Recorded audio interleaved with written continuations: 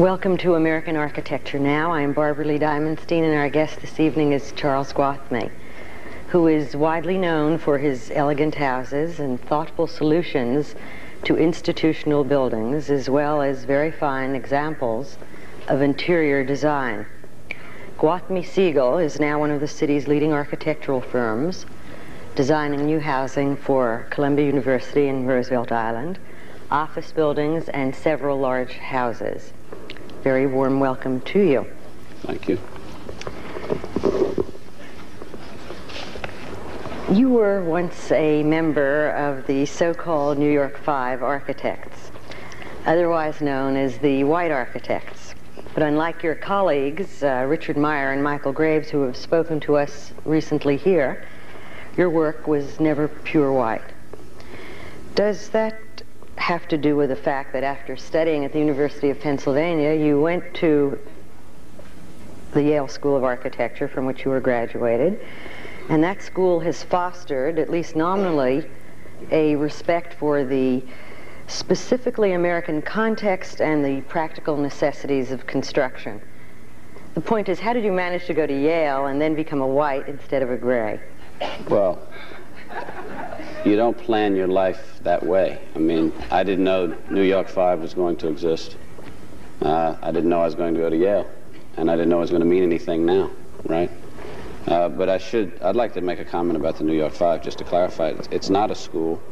It was a publication that Peter Eisenman, who is the head of the Institute of Architecture and Urban Studies, decided to do.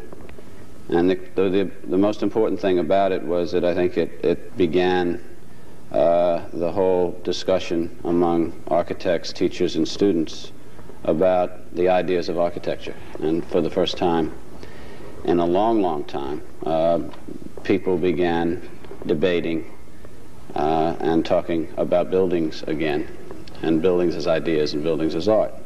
And from that point of view, it was a very pertinent document, and many people afterwards start deciding to make separations and putting people in schools and putting people in groups and talking about people being gray or white or whatever.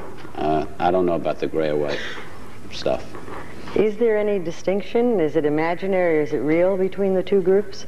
Oh yes, I think the original 5 architects, and I think there could certainly be other people included, were really interested in the European intellectual base of architectural ideas, and the so-called other group was more interested in the American vernacular and that tradition. And I think the two points of view are different. There are overlaps, but I would say one was very literal, the American point of view, and the other was tended to be more abstract.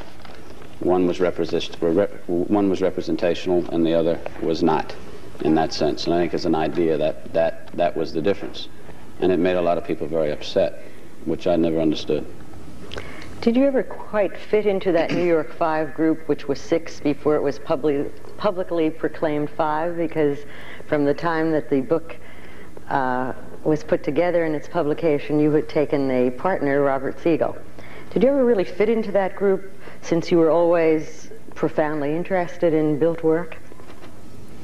Well, like I said, it wasn't a group. We were all associated through teaching, and we've been friends and not friends over the years. What's the current status? The current status is that we all communicate and are looking are looking at the work and criticizing and not, and really have. It's interesting, about a month ago we all had dinner together to celebrate John Haydock's show, and it was a marvelous evening because John told stories and everybody told stories about how and why it got to be, and in retrospect it's fairly amazing that it ever got to be, and we all laughed about it, you know, because it was a kind of a time and a kind of an incident, and it provoked enough interest to make what's happening today available. What's happening today meaning that there's a huge debate about architecture and its relevance and postmodernism and how it relates, if it does, and so forth. So you really never expected the media or the profession to proclaim what you were doing as a specific school? No. I mean, I think that's interesting. I think that's... How did that happen? I think there's an insecurity about identification, and people like to identify groups or like to have code names. It's more efficient and it seems simpler. But I never thought it was very simple. I don't think any of the work is very simple either. We have been talking here with Frank Gehry, and as you know, his interest in the industrial aesthetic in many ways contrasts very sharply with your great concern for materials, except yours are expensive and rich. The wood of the cabinet work, the glass of the walls, the metal of the details, all seem to celebrate with a very great precision these materials. Why do you choose those materials, and are you trying to convey something in their use? Can I make a statement before I answer the question? I disagree. I think that what our work has relied on historically is that we have also used industrial materials and products that are available, and we've tended to reinterpret their use and developed a kind of an aesthetic with a specific reuse of these materials, and they appear to be refined and they may appear to be expensive and so forth, but that's not the intention.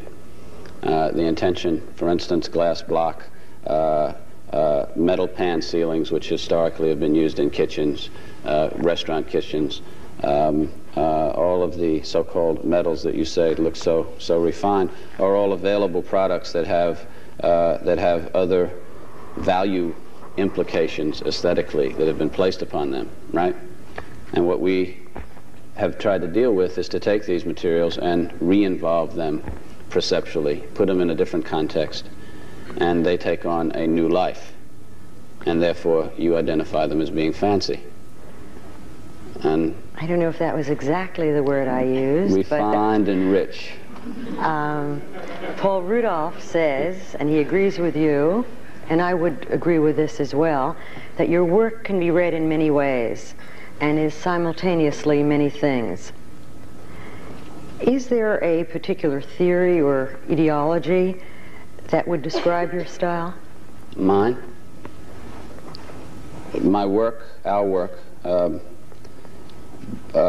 really, I think, has to do with being intensely responsive to the programmatic issues, to the site constraints, to an idea that a building must perform its role, and then to transcend that and become a work of art. Now, that's not a style as an idea, that's an attitude about architecture. And I think really our process deals very much with understanding the problems and trying to establish the hierarchies and the priorities in a problem, and then legitimately going about solving that problem with a certain, I hope, clear attitude about the manifestation of that problem into an object. So how it gets to be what it looks like is as pragmatic as the process is, actually. I mean, we learn as we build, and we believe in building. Are there any architects to whose work you especially respond, who have heavily influenced your work? I actually respond a great deal to Frank's work, and to him, actually. I think Jim Sterling, the English architect, has had the most influence on me, not necessarily stylistically, but as someone who believes in the building ethic and has used what, again, I would call industrial materials or industrial systems, and has been able to put them together in a most unique and I would say pragmatic way. And of course I look back to Corbusier and Frank Lloyd Wright as being very influential on the way we think about space. How has your own basic design vocabulary evolved in the 10 years that Gwathmey Siegel has been in practice? I think initially, when we began in the 60s, there was a great, at least as I look back on it, a great gap between what the ideal was and what the condition was. In other words, the war, I was teaching school, students were upset, they couldn't face the rigors and they couldn't understand the discipline of architecture. The idea of our having assassinations, problems with the political system, all sort of made me, at least, pull back from that kind of identification. And I think the architecture was very Jesuit in that sense. It sort of stripped itself, became extremely abstract, relied totally on its own sort of exposure, and was in fact minimal. And as time goes on and as one learns and continues, I think it's at a point now where it's being reevaluated both by us and by people that work with us, and we're interested in the re-enrichment of the work, making it more complex, but also at the same time holding to the clarity and to the rigor of the spatial order.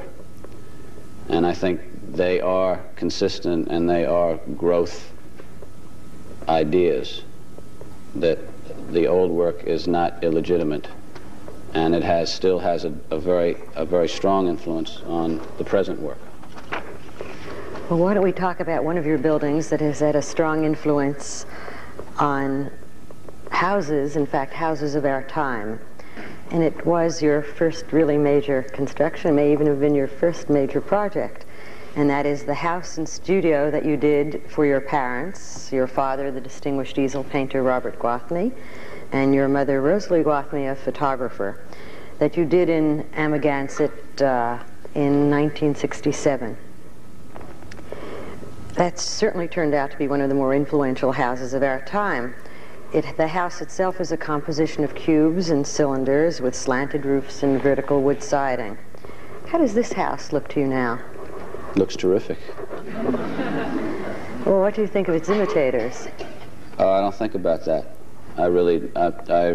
If you start thinking about imitators, then you start thinking about problems, and it gets insidious, and you stop doing what you're supposed to be doing.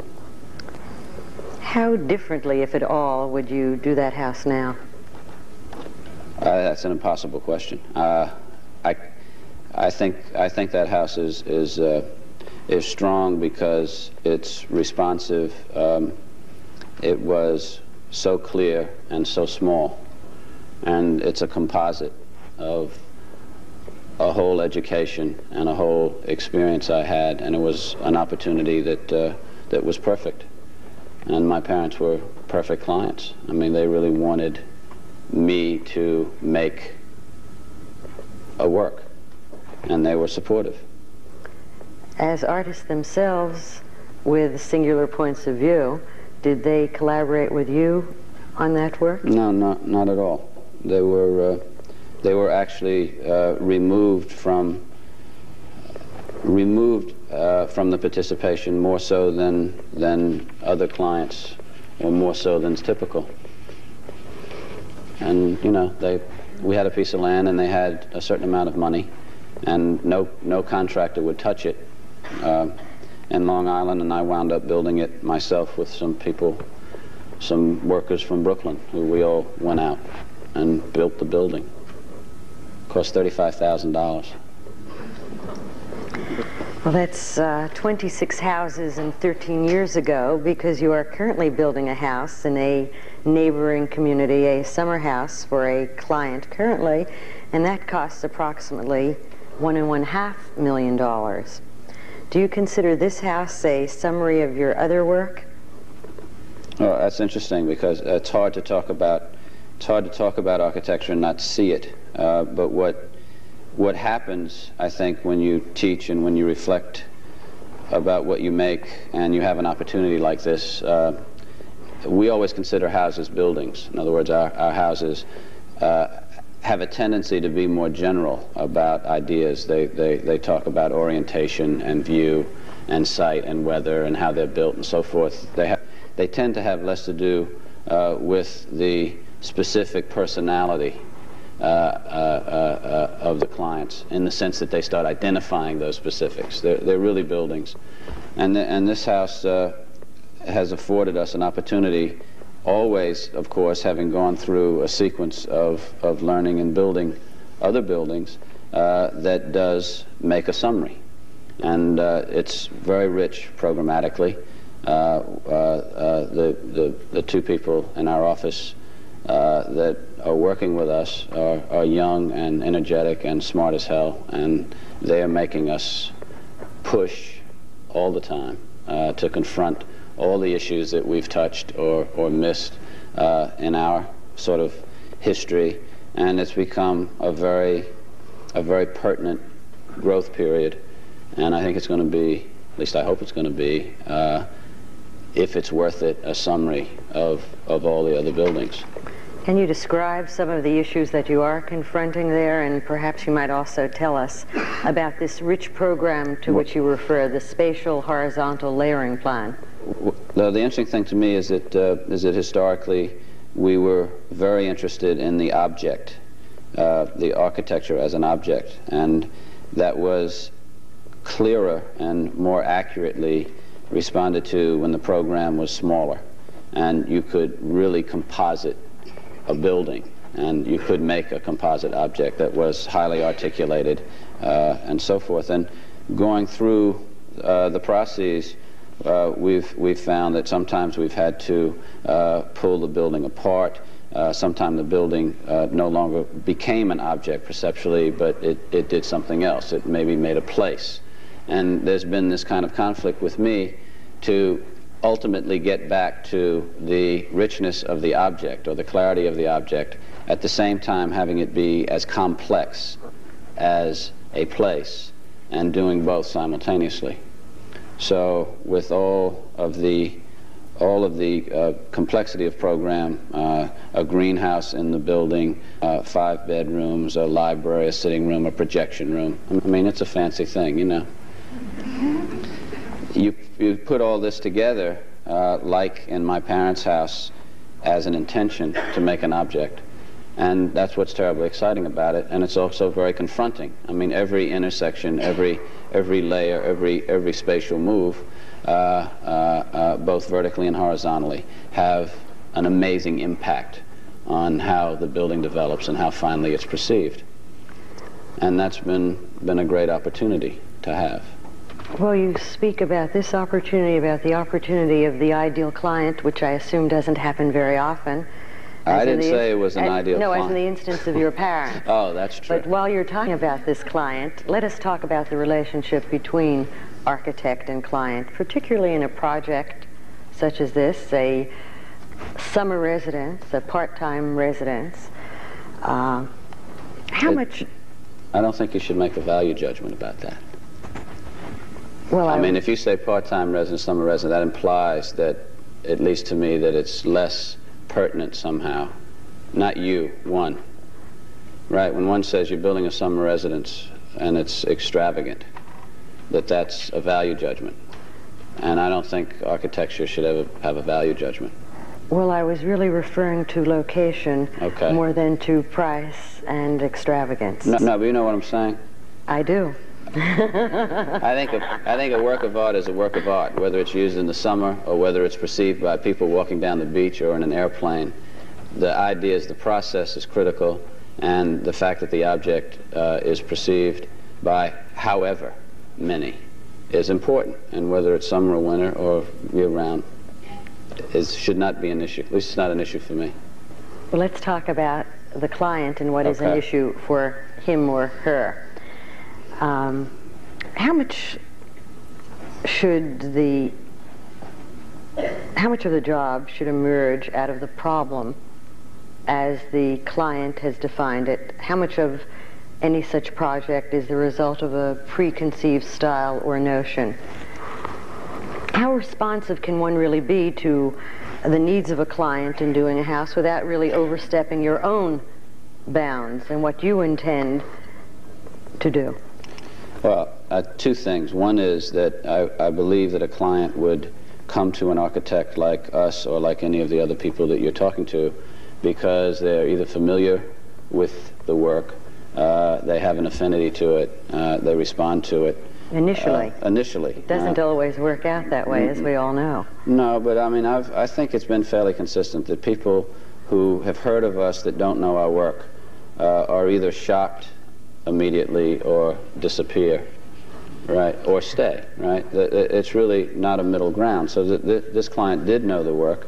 And what we tend to do, since we do teach and since we feel that we're obligated to talk about the art ultimately and to make the piece of art, is that we find out all the programmatic issues, all of the likes and dislikes, all the hates, all the preconceptions. We really want to know, and it's sometimes less or more extreme, and we sort of make that a body of information, and then we talk about the site, and we talk about the whys and the wherefores of what the view is, what the privacy is, and so forth.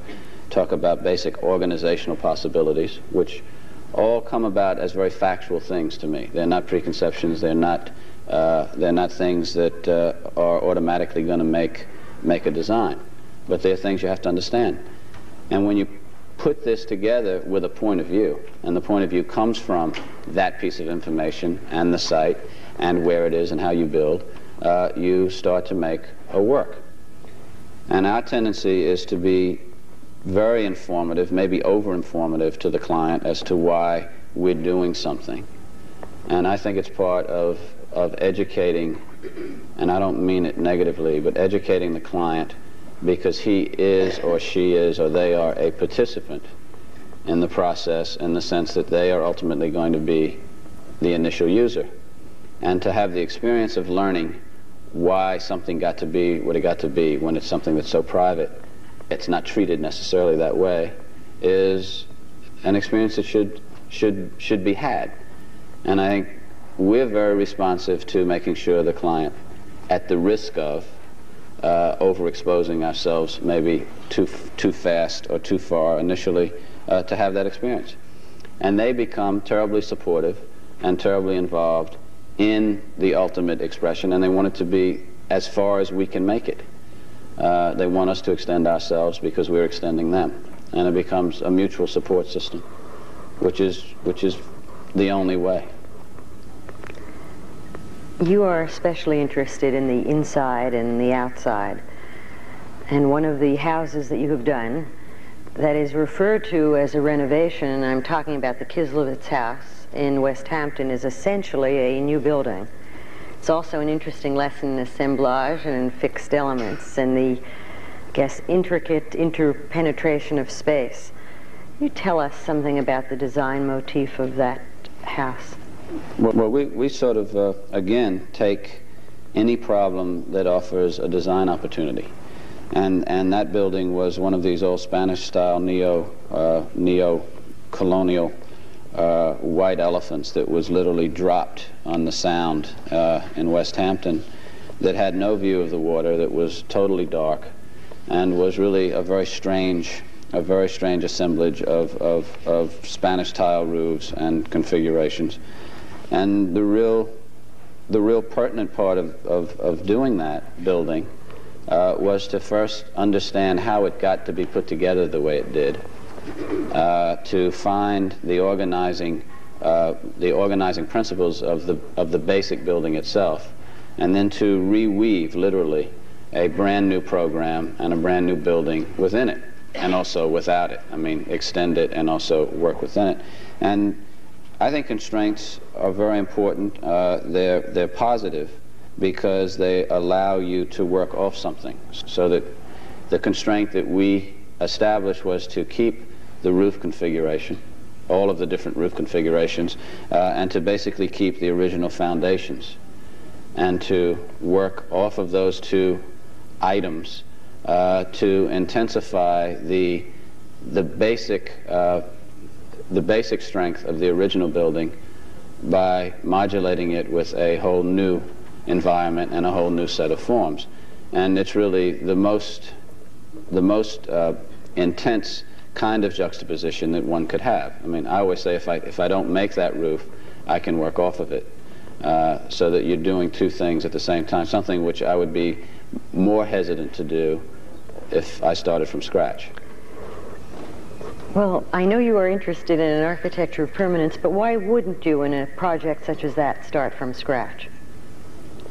Because his wife liked the building.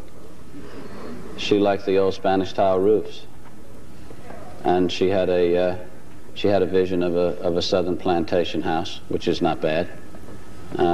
So that was, that was fine. What did you get? She got a southern plantation house. On the outside? No. She got the whole thing. I mean, it's terrific. Southern plantation house only means that I think that it's a building that establishes a sense of place. It has a certain presence. It has a program which is accommodative. It participates with the land, and it offers itself to the user as being a rich establishment. I don't mean rich, money rich, I mean rich perceptually place, right?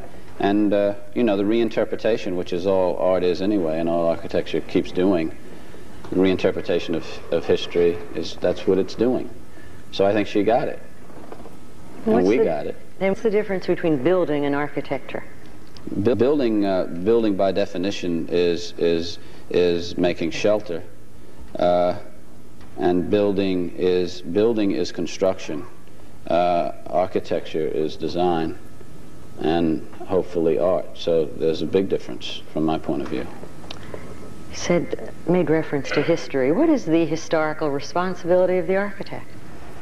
Well, from our point of view, the responsibility is to understand the principles of the history of architecture, not necessarily the stylistic implications, but the reasons why buildings or towns or whatever were organized and how they were organized. And it's interesting for me when you think of a courthouse, which is the oldest organizational idea we know. You go to Pompeii, and then you go to the Renaissance Palazzo, and then you keep going, and if you just sort of understand why they are and how they got to be, that principle can be reinstituted, redefined, yet with the same logic and the same consistency today. In other words, it would be a very valid proposition to design a courthouse if the site and if all of the other constraints implied that was a legitimate solution. You are not implying that historical quotation is a legitimate solution for today's... I'm not interested in historical quotation per se as a stylistic idea. I keep doing my finger like a pediment, but I didn't... No, I like to understand it, but I also prefer not to apply it. It's been said that in part your firm's success is due to your relationship with your partner, your high school classmate and chum from the High School of Music and Art, Robert Siegel. Did you know way back then that you would share such common ground? How did the partnership come about? Well, we played ball together in high school. And he went away to school, and I went away to school, and we came back at Edward Barnes's office. He was an associate and was very happy with that state of his life. And I always had the fix to open up my own office. And my parents' house came about at that time. And I left Ed's office, and sooner or later some work was there. And I went and talked to Bob. And the amazing thing about the partnership, I think, is that we're both highly competitive and goal-oriented as people, but we're not competitive with each other.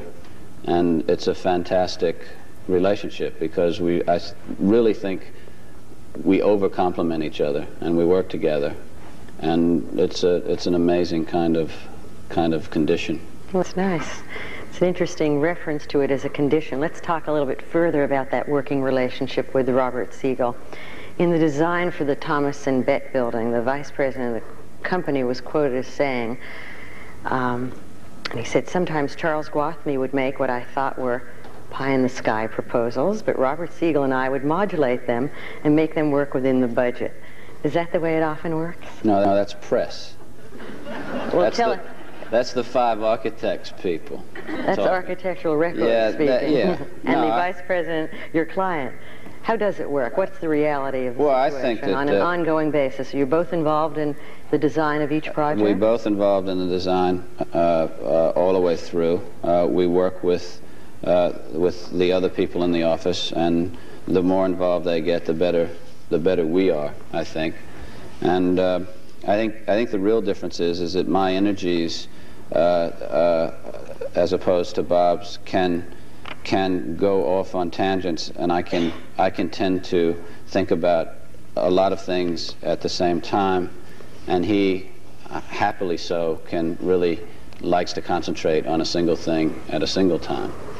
And from that point of view, we can get together. And, you know, I mean, what people say about how people work is really funny. I mean, we both come in and we work, and we love to do buildings, and we work well together. And he may modulate the vice president from Thomas and Betts, and I may modulate the president from Columbia University in another way, right? Did you have to do that? Because it seems to me that one of the things we should address ourselves to now is a project that has been engaging your interest and your energies for the last 3 years, and that is the $18 million residential and academic cloister that you have designed for the Columbia University campus. Since you had an entirely new notion of how to deal with students, your intent, I have read, was to deal with students as individuals instead of students as categories. In what respect did you have to, if you did, modulate the president of Columbia University? Well, that's an interesting project because it's our first major New York urban project. It's terribly intense because its constraints and the existing conditions of the Columbia fabric, the Morningside Park. Very complex program. Columbia is a very dense client in terms of its layers of authorities. And what we really tried to do was to understand that the dormitory per se was no longer a viable building type, and that a student needs and should have the same amenities as one who would go out and rent an apartment. Basically that simple. And so the building was organized about privacy and about really four students in private rooms sharing a common living dining kitchen, and developed from that point of view the idea of the student identification, his sense of place in an architectural organization that was at once small, a college or a building, and then related to a university, so that all of those things were important. And during the design, which was the first design, was approved by the Board of Trustees and the President, and Bob and I got drunk one night and looked at each other and both said that we thought Columbia was awful. You mean the project that you had designed? Right, and that we were pressured falsely into proposing what we had, and that we felt like we should redesign it. And when we presented that to the President, we were almost fired. Instead of being loved, we were hated. And but in the end, it works out.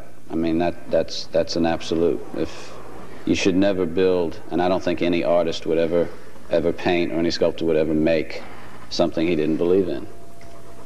And we have to believe in it to do it, no matter how big or how small. I think that's the difference between a builder and an architect. This project addresses many urban questions. You told us that you have duplexes and triplexes and large interior spaces.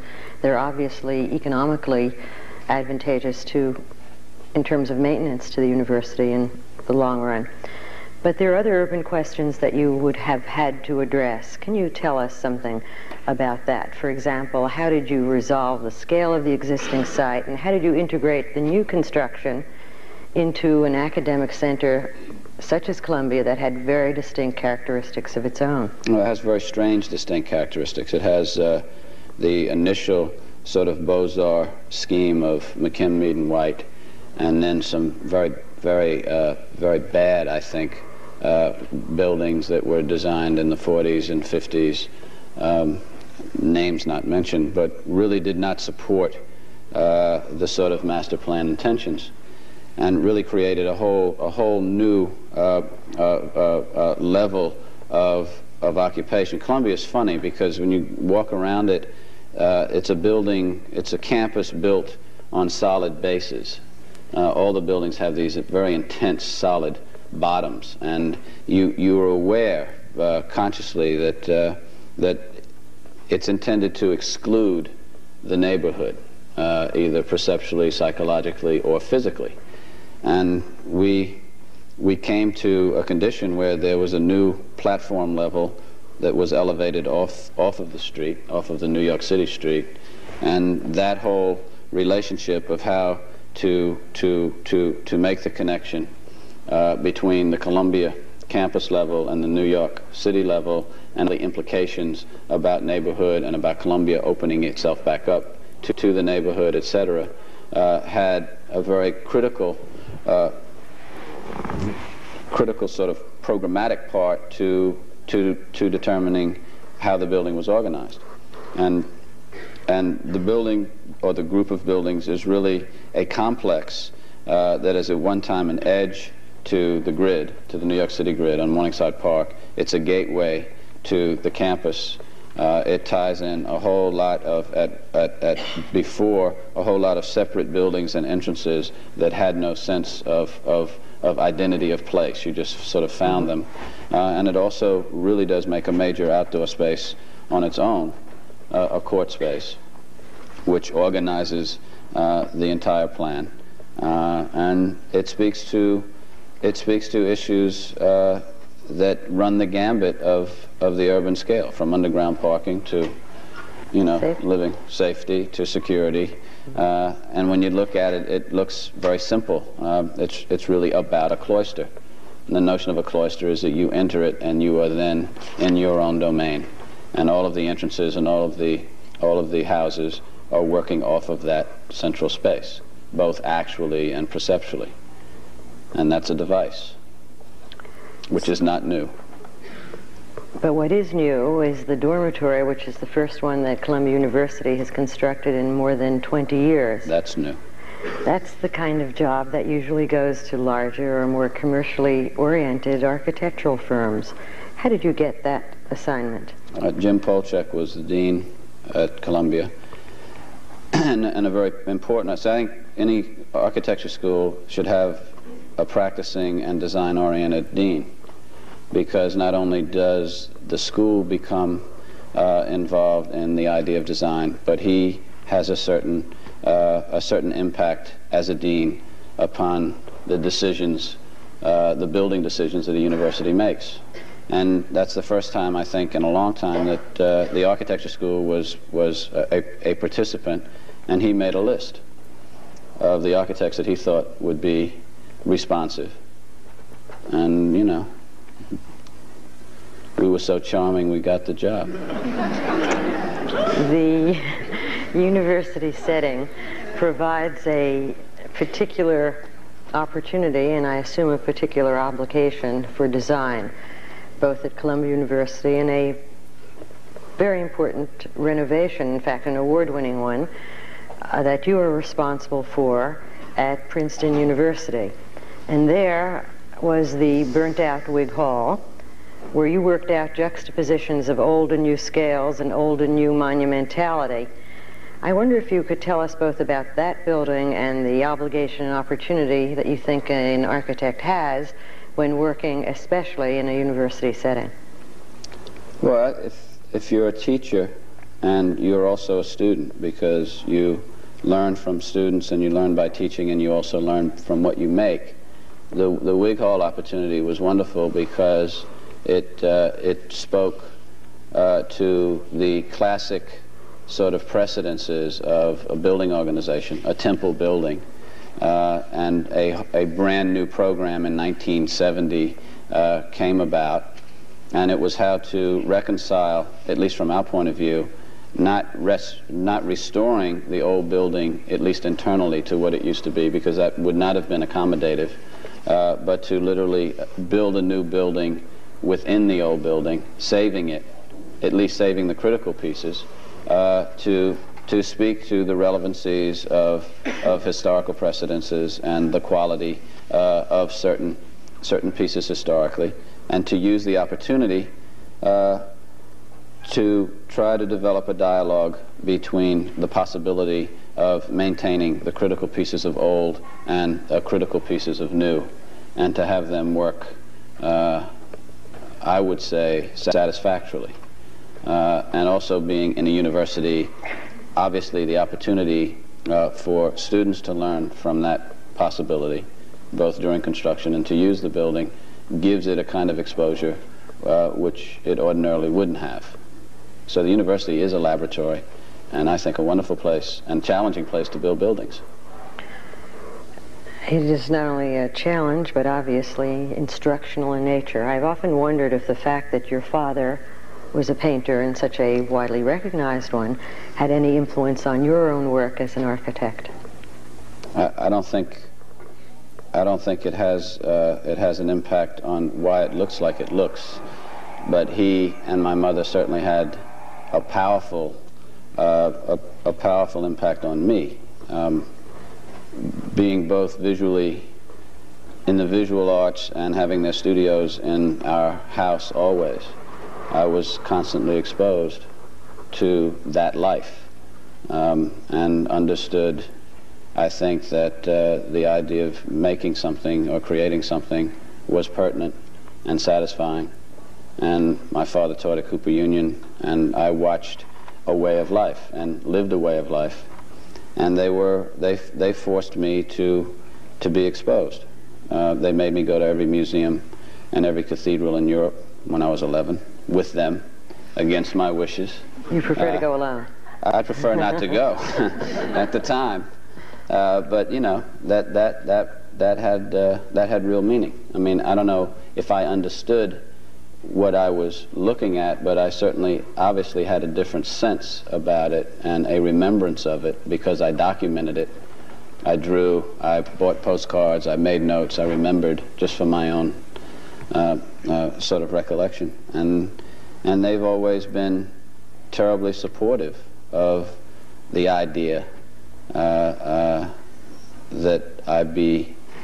I not be something else besides an artist.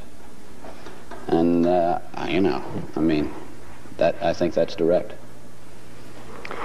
In one of their profound influences, obviously, is the Southern landscape, where you, in fact, were born in North Carolina yourself. I wondered if you can picture the evolution of the Southern reference to your own work. To the work? It's hard to do it to the work. I think subconsciously, again, is that our buildings tend to visually and actually re-participate in the land. The whole notion that they become extensions of and take in the land is an important idea. And recently, the sort of inclusion in our work, at least the last 3 buildings, have talked to a screen porch as a major kind of space, an extension of both an indoor and an outdoor space, a sort of collecting space between the inside and the outside. And I guess one could make the connection.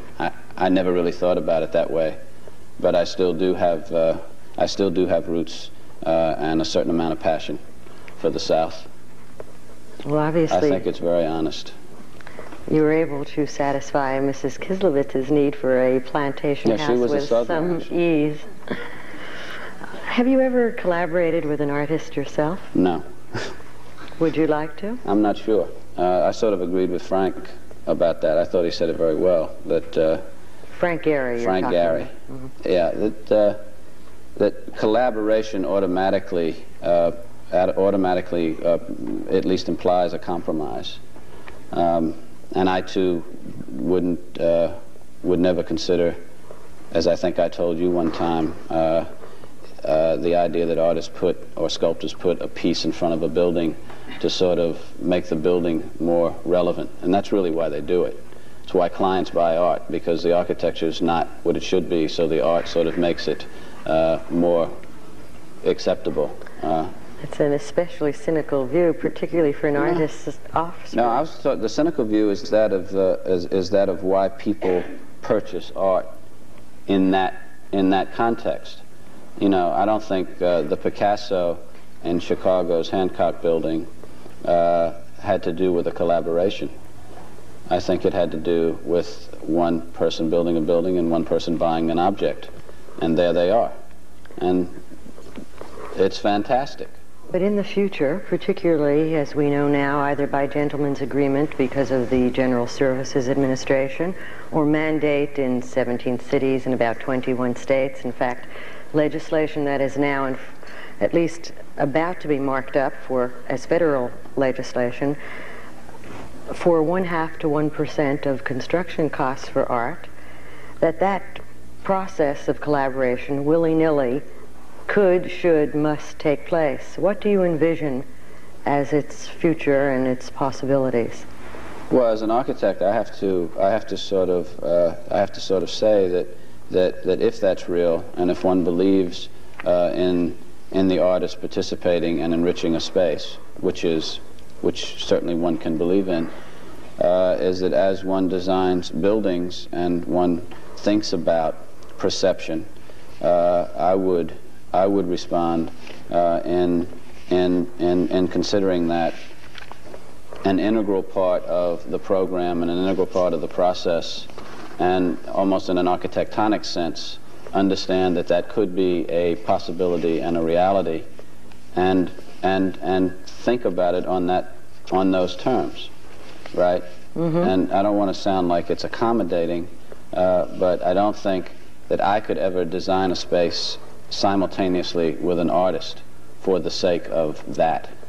I think I could. Could you envision a relationship with an artist? Oh, sure. I mean, in other words, I think an architect that designs a museum or a gallery or an apartment or a house that is going to house or have mm-hmm. art is that one has to think about it and think about it positively.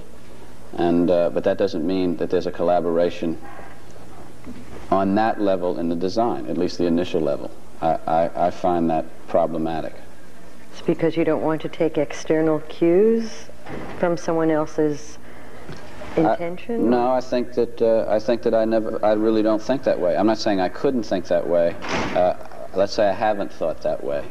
That I think that the buildings that we're making are on their own terms, are certainly objects and have many implications about form and sculpture and everything that we would identify or define as art.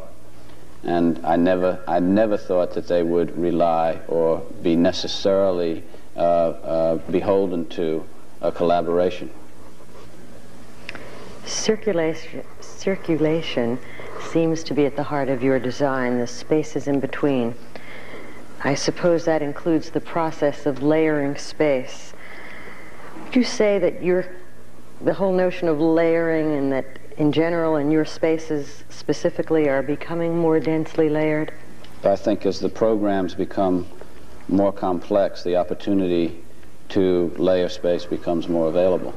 I think there's a difference between talking about layering of space.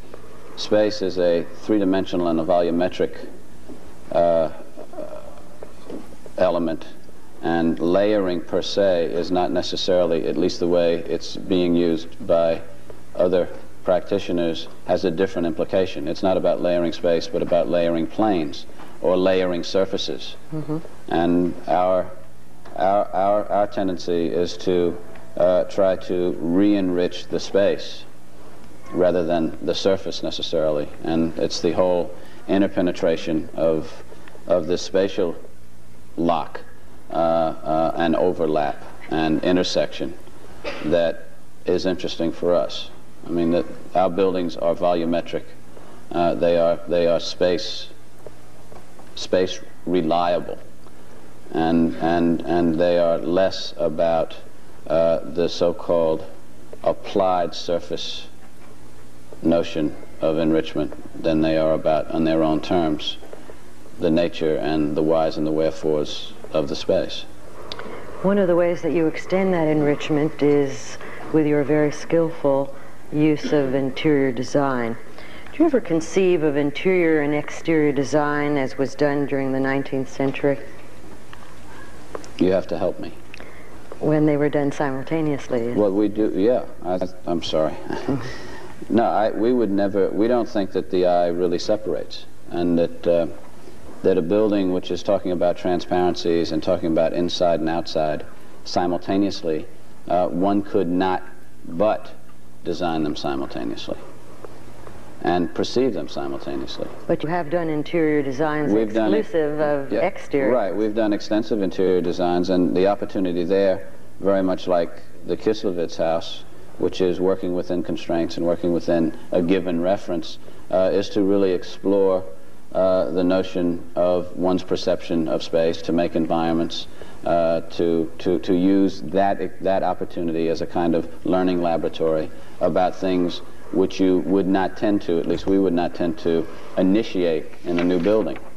And the whole design of interiors for us has been another sort of piece in the puzzle to help us, again, understand how we can re-enrich and make more complex the new buildings that we're doing now, so that they do feed upon and support one another. Do you feel restricted when you have to respond to the client's demands in that kind of situation? No, I'm glad to have it. I think the most impossible problem is to design it in a vacuum. No program, no site. That would be almost impossible for me to conceive. And the more information we have, the more so-called constraints we have, the clearer the opportunity is, and the clearer the references are, the clearer and more supportive and more accurate the design is going to be. What are your best unbuilt projects, and why weren't they built? I don't know. Best unbuilt projects was probably started with a house we did in Malibu, which sort of reinterpreted the whole notion of the strip, the edge, and making a building that was layered, that was really a row house, but an object, and that started to deal with the ocean side and the roadside and that whole notion of strip architecture, which didn't happen. We tried to reapply the same principles about a year ago on another house that didn't get built, and have you abandoned that plan? No, but the same sort of partie. It's very, all houses, all buildings have references. Some buildings that are detached have urban implications.